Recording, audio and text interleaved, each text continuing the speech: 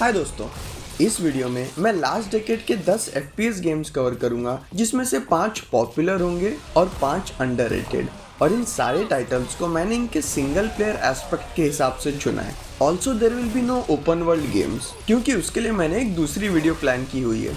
So without wasting any time, let's get started. Video को start करूंगा मेरे second favourite modern warfare title के साथ, modern warfare 3, with first being the original modern warfare of 2009। Recently COD अपने multiplayer पर पूरा ध्यान लगाकर सिंगल प्लेयर कैंपेन बनाना तो जैसे भूल सा गया है। Like Black Ops 4 having no single player at all and Black Ops Cold War का बड़ा एवरेज सा कैंपेन।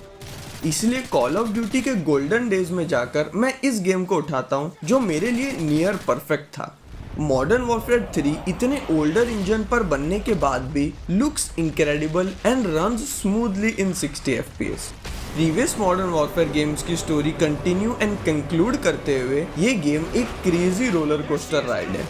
एक के बाद एक इतने एक्शन पैक्ड लेवल्स खेलने के बाद मैं गारंटी के साथ कह सकता हूँ कि ये अपना कैंपेन का 1 मिनट भी वेस्ट नहीं करता।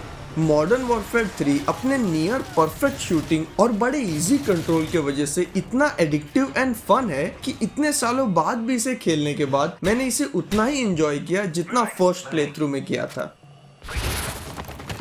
अब इस पिक के साथ बहुत से लोग कमेंट्स में डिसएग्री करेंगे, but I let you know my opinions on it और मुझे इसका कैंपेन इतना एंटरटेनिंग क्यों लगा।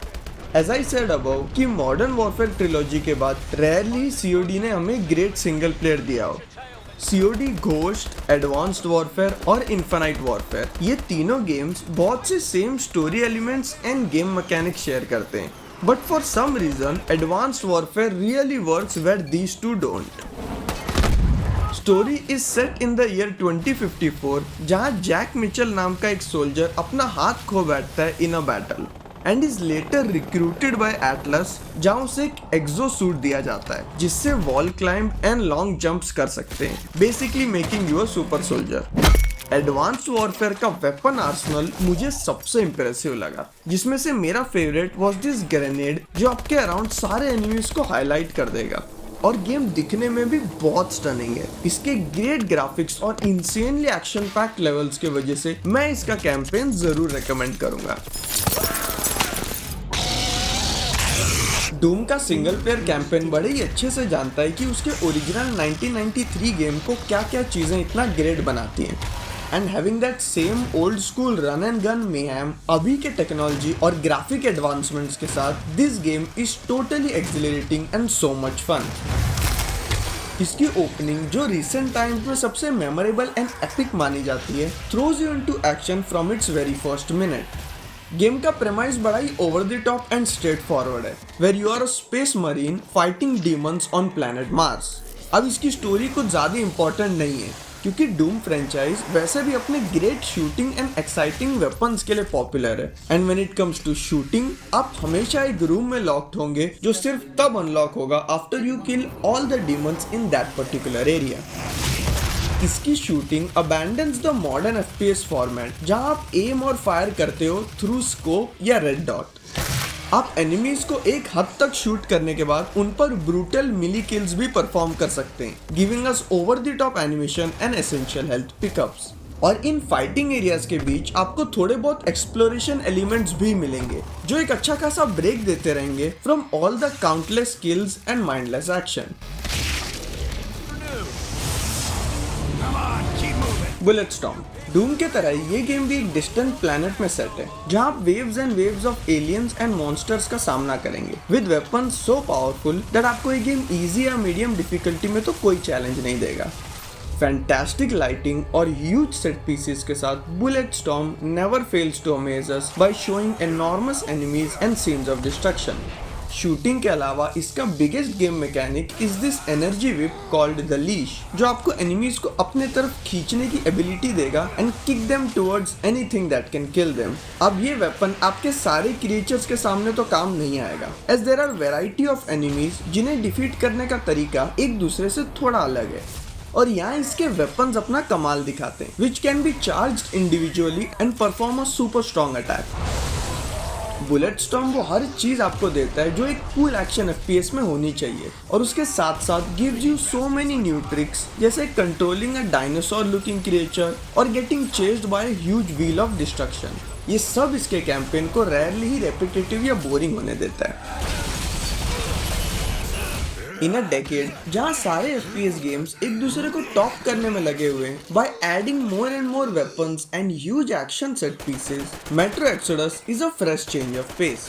बाकी गेम्स की तरह it's not a run and gun experience, instead ये एक पेशेंटली खेलने वाला गेम है with one of the most atmospheric and detailed looking world where a virus has injected the air above earth, जिन्होंने एनिमल्स को mutate कर दिया है और बचे कुछ human survivors are living below land in metro station. Metro trilogy का ये थर्ड गेम जो इस फ्रेंचाइज का इजीली सबसे फाइनेस्ट इंस्टॉलमेंट है, focuses on a group of people trying to find life and safe harbours above land.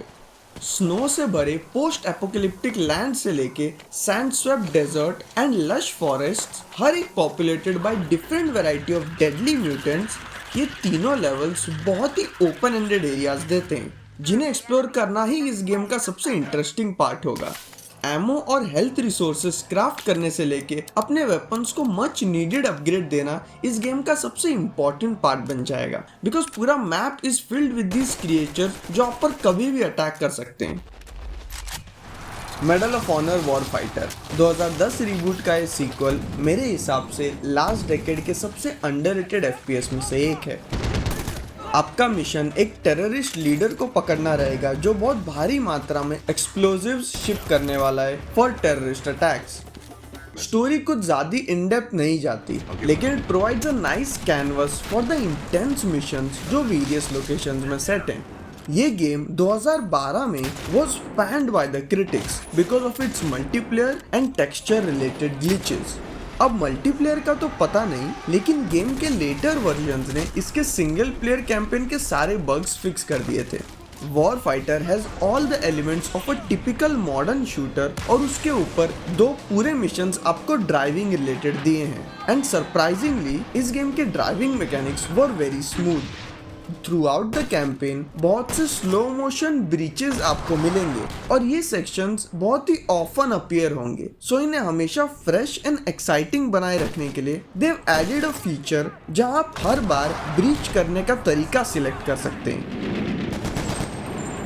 इस game के release के टाइम पर बैटलफील्ड सीरीज बहुत ही मीडियोकर सिंगल प्लेयर कैंपेन एक के बाद एक निकाले जा रही थी, so this was a surprising hit जहां they depicted world war 1 instead of showing a modern और मोर फ्यूचरिस्टिक सेटिंग। इसका कैंपेन जो हमें 6 डिफरेंट वॉर स्टोरीज देगा, ये aspect of telling stories from individuals perspective हमें इन हीरोज की एक बहुत ही पर्सनल साइड बताता है। उस टाइम के वेपन्स एंड व्हीकल्स जो इतने रॉ एंड ब्रूटल फॉर्म में डिपिक्ट किए गए हैं gets you completely immersed in this time and period. Aerial fighting missions से लेके डेजर्ट एरियाज में हॉर्स राइड करना या having an intense close quarter battle, Battlefield 1 का ये single player campaign is the best this series has to offer after Battlefield 3। एक new melee system भी add किया गया है जहां आप ट्रेंच क्लब या शवल्स इस्तेमाल करके भी एनिमीज को नॉक कर सकते हैं। और इससे पहले मैं अगले गेम पर आऊं, I have to mention how beautiful this game looks with dynamic lighting जो इसके वर्ल्ड को इतना विविड एंड स्टनिंग बनाता है।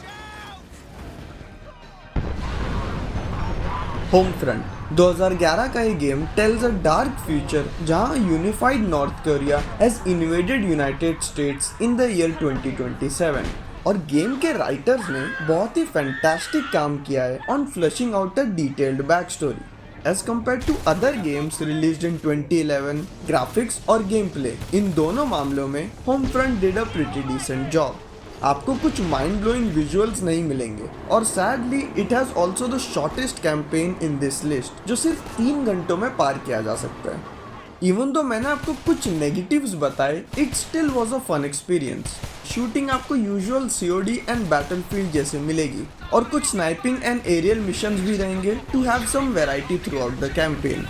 ये गेम उस टाइम पर भी आया था जब FPS के नाम पर सब COD प्रिफर करते थे, and even though this game did all the things that other FPS does, it still was a failure among critics as well as fans.